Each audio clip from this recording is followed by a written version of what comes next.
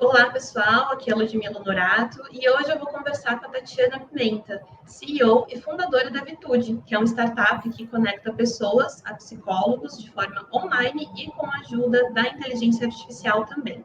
A empresa, inclusive, desenvolve programas de saúde mental para o ambiente corporativo. Seja bem-vinda, Tatiana. Obrigada, Ludmila. É um prazer estar aqui com você. A gente que agradece. Aproveitando que no próximo dia 27 de agosto é celebrado o Dia do Psicólogo, queria que você comentasse um pouquinho sobre a importância desse dia e também um pouquinho sobre o estabelecimento da psicologia como uma ciência, que é algo recente, né? Legal, muito bacana. Ótima pergunta. Acho que uma coisa que a gente precisa ter em mente, a gente tem falado muito de saúde mental.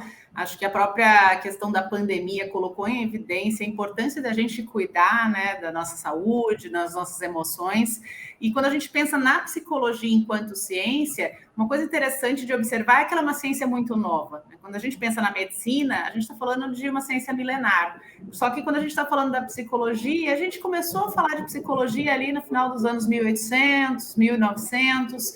A gente tem algumas linhas que começam a debater um pouco da psicologia há cerca de 200 anos atrás. A gente pensa, por exemplo, na psicanálise com Freud, ele começa a ficar mais em evidência ali nos anos 1900, no comecinho de 1900. Depois a gente começa a ter outras linhas, né, outras abordagens sendo desenvolvidas, né, tendo estudos desenvolvidos, mas em especial quando a gente começa a falar de comportamento, quando a gente começa a olhar para o funcionamento do cérebro humano, a gente começa a falar até de neurociência. Isso só acontece quando a gente tem um pouquinho da evolução dos exames de imagem. Então, é só com o surgimento, por exemplo, da ressonância magnética que a gente começa a olhar como é que o cérebro humano se comporta diante de determinados estímulos. Como é que a gente se comporta quando está dormindo, como é que a gente se comporta diante de um estresse, como é que a gente se comporta diante de algo que estimule ali a produção de um neurotransmissor. E é aí que a gente começa a ter mais estudos, aprofundamento e até entendimento desta ciência, né? E até coisas mais atuais, como a própria psicologia positiva, ou até mesmo falar de inteligência emocional como desenvolvimento de uma habilidade, né, socioemocional. Isso tudo já a gente está falando de 1990, né? Quando eu penso em inteligência emocional, por exemplo, Daniel Goleman começou a falar disso em 1995. Tudo é muito recente. E se a gente pensar até na evolução do próprio atendimento, a gente tinha necessidade ali de uma pessoa ir até o consultório de um determinado profissional para conseguir obter a sua ajuda, para conseguir obter o tratamento. Hoje a gente já pode fazer esse tratamento de forma online. Então a gente já consegue hoje, por meio de tecnologia, conectar uma pessoa que de repente está numa cidade pequena, que não tem acesso a um profissional, com um profissional que vive num grande centro, por exemplo, como São Paulo. Então, a gente está falando de 200 anos e de uma ciência que vem evoluindo, né? A gente tem no Brasil, por exemplo, regulamentação para atender, para a gente operar na terapia online há cerca de 4 anos. Agora, em novembro, né, completam 4 anos da regulamentação. E muito interessante de pensar que no Brasil, a regulamentação da psicologia foi a primeira que veio na área de saúde. Até então, a gente não tinha nenhum tipo de regulamentação para nenhum dos segmentos.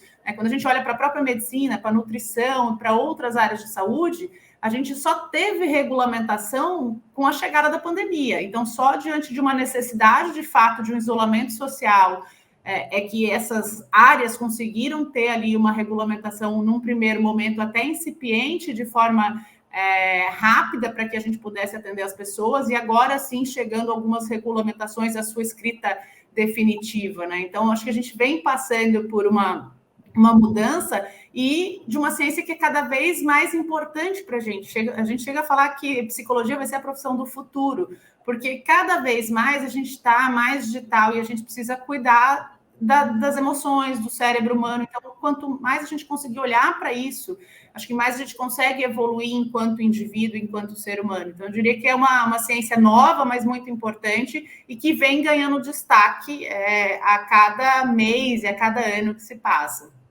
E aí que entra a figura importante do psicólogo, né, e do trabalho dele, da importância das pessoas fazerem psicoterapia, né, e com as facilidades que você falou, permitidas pela tecnologia. Exato. Acho que Um ponto interessante da gente pensar é que muitas vezes a gente ainda tem muito preconceito, muito tabu quando a gente pensa no trabalho do profissional de psicologia. Há quem pense que, poxa, se eu estou com algum problema, eu posso conversar com um amigo, com um familiar, mas o psicólogo é aquele profissional que ele estuda durante 5 anos para compreender, né, para ele trabalhar a escuta de uma forma qualificada. Então, ele vai ouvir o que o indivíduo tem a contar para ele e vai direcionar reflexões, comportamentos, observações de uma escuta que é super especializada, super qualificada, e por isso é importante aí que a gente, de fato, valorize esse profissional e que a gente entenda que o trabalho que ele faz é muito diferente, né, do que um amigo, do que um colega, do que, às vezes, até outras áreas de trabalho podem fazer. Verdade. E, atualmente, a Vitude tem quantos profissionais, né, quantos psicólogos cadastrados na plataforma? Hoje nós temos cerca de 700 psicólogos cadastrados na Vitude e a gente tem uma lista de espera para ser profissional da plataforma de cerca de 15 mil profissionais. Então, a gente vem se destacando aí como uma empresa que é referência no desenvolvimento de programas de saúde para grandes organizações. A gente tem clientes como o Banco do Brasil, Grupo Boticário, SAP, e essas empresas confiam no trabalho da Vitude para levar a psicoterapia como uma solução para os seus colaboradores. E com isso a gente consegue levar para esse profissional de psicologia mais receita, mais renda e um acesso maior a pessoas que talvez não fizessem terapia se a empresa não estivesse custeando o valor daquela sessão. Você falou brevemente aí sobre a regulamentação, né, do teleatendimento em psicologia. A gente teve isso durante a pandemia, né? Houve a necessidade por conta do distanciamento social, mas foi só em maio desse ano, por exemplo, que o Conselho Federal de Medicina regulamentou a telemedicina, né? Que se popularizou ali, como a gente falou, durante a pandemia. E aí você falou que as consultas com psicólogos pela internet, na verdade, já eram válidas há quase 5 anos, né? Desde 2018, por meio de uma resolução do Conselho Federal de Psicologia. Fala um pouquinho sobre a influência da Vitude, né? Que tinha nascido há pouco tempo, né? Em 2018, nesse marco aí do teleatendimento em psicologia. Muito bacana. Ponto muito importante que a gente se orgulha muito enquanto legado. A Vitude nasceu em maio de 2016. A gente sempre teve essa intenção de conectar as pessoas para um atendimento digital. Em especial, eu tive depressão e no momento em que eu tive depressão, a grande dificuldade era encontrar um profissional que conseguisse atender as especificidades que eu precisava e que estivesse perto de mim. Minha sessão de terapia, costumo dizer que durava 3 horas, porque eu ficava 1 hora no trânsito para ir, 1 hora no trânsito para voltar e mais 50 minutos na sessão. Só que eu ainda morava em São Paulo. Agora, imagina a gente estar num país que 50% dos municípios não tem nenhum profissional de psicologia. Isso é uma informação do DataSUS. Então, eu não consigo levar acesso de saúde se eu não tenho profissional. E a única forma de chegar é por meio digital. Então, nós ficamos ali durante 2 anos, 2 anos e meio, fazendo um advocacy muito forte com os conselhos, com o Conselho Regional, com o Conselho Federal, explicando por que era importante a gente ter uma regulamentação que permitisse ao profissional de psicologia atender um paciente de forma remota. Não era sobre, na época, eu lembro muito de ter uma discussão, não, a terapia online não tem a mesma qualidade do presencial, ou a gente não consegue ter a mesma conexão no online que no presencial, e a nossa discussão era, entre o online e nada. Entre eu negligenciar o atendimento para alguém que, de repente, mora numa cidade de 30 mil habitantes, que não tem nenhum profissional na cidade que ele mora, ou oferecer um acesso a um profissional que é bem formado, capacitado, que está o tempo inteiro se mantendo atualizado num grande centro. Então, foi um debate muito importante que hoje a gente vê que transformou, inclusive, a profissão. A gente vê que hoje tem profissionais que estão deixando de habitar, de morar num grande centro para ir morar numa cidade de interior, para morar numa cidade com um custo de vida melhor e com uma qualidade de vida maior. Então, a gente tem visto, por exemplo, nos profissionais de psicologia, um comportamento quase de nômade digital. Eu não preciso mais estar num grande centro como São Paulo ou como Rio, eu não preciso mais ter um consultório na Avenida Paulista para eu conseguir ter paciente. Eu posso estar na minha casa com uma boa qualidade de Wi-Fi, com um bom equipamento e entregar o meu serviço com toda a qualidade para qualquer pessoa que tenha acesso também a essa tecnologia. Então, eu acho que a gente tem um papel importante que é de democratizar o acesso, de chegar nas cidades onde eu não tenho o profissional, mas também de levar para os profissionais maior demanda, fazer com que eles consigam chegar até pessoas que talvez não chegariam num consultório físico, né, neles. Exatamente. Particularmente, eu sigo fazendo terapia online, começou na pandemia e a gente segue assim.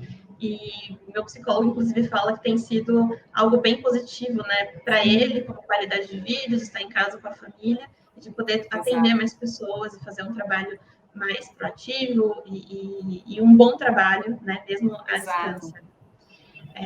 E aí, nesse contexto da saúde mental, pandemia, vocês também, a Vitude, né, oferece o serviço, um programa, né, de saúde mental para empresas também. Isso ficou muito evidente durante essa crise sanitária. Por que é importante as empresas cuidarem da saúde mental dos seus funcionários e quais são as implicações de não ter esse cuidado? Legal, acho que essa é uma ótima pergunta. Acho que cada vez mais importante a gente pensar que um funcionário saudável, seja do ponto de vista físico, seja do ponto de vista emocional, ele consegue entregar todo o seu potencial. Então, se eu tenho pessoas saudáveis, eu consigo com que elas se conectem com seus colegas, que se conectem com o cliente, que entreguem o trabalho, que estejam presentes. Quando eu começo a ter uma população adoecida, ou quando eu começo a ter, por exemplo, efeitos do estresse, da ansiedade, ou de outros adoecimentos, como a depressão, por exemplo, eu tenho pessoas que já não conseguem mais estar no ambiente de trabalho, elas não conseguem mais entregar a sua capacidade laboral. E com isso eu tenho maiores custos, né? A gente passa, o que a gente vê dentro das empresas? Mais afastamento, mais sinistro médico, mais o número de atestados com o que a gente chama de CDF, que é o Código de Doenças Internacionais para Transtornos Mentais, crescendo. O número de pessoas pedindo demissão também crescendo, porque as pessoas já não estão mais tolerando trabalhar em organizações onde o ambiente não tem ali um mínimo de proteção sobre saúde mental, não tem um mínimo de um programa que está ali olhando para isso, e também que não oferece formas desse colaborador se cuidar quando ele precisa. Então, o que a gente tem visto é que estruturar um programa, né,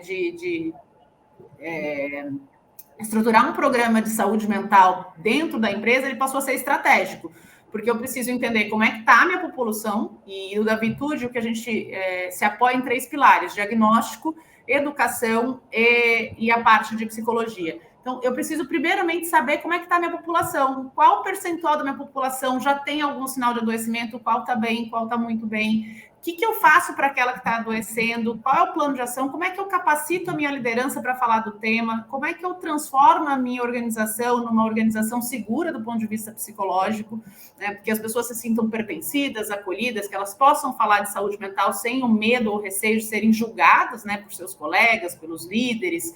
E isso tudo faz com que essa empresa consiga obter melhores resultados financeiros. Então, isso é o que a gente percebe, é que quanto mais a empresa cuida dessa parte emocional, cuida da saúde mental dos seus colaboradores, melhores resultados elas têm ao final de cada exercício fiscal.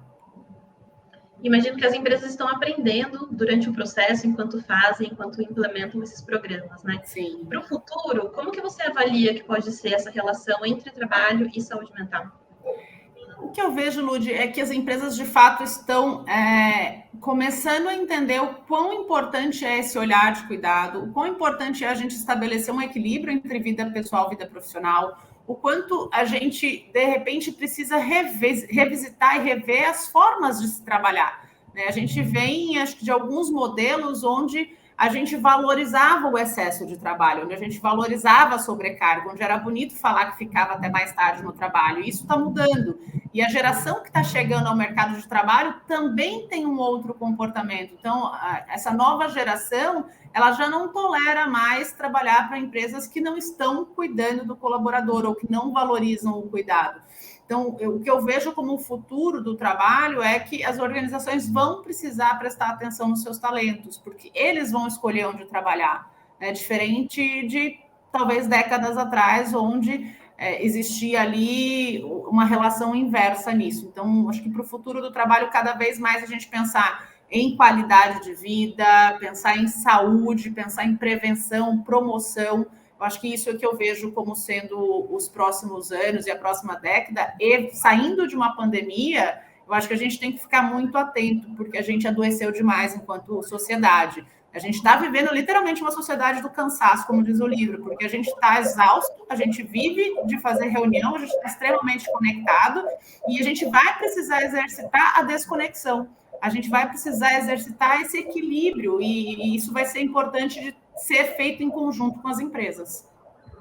Perfeito, ótimos apontamentos, ótimas reflexões. Muito obrigada, Tatiana, pela conversa que tivemos aqui. Eu que agradeço, um prazer estar aqui com vocês.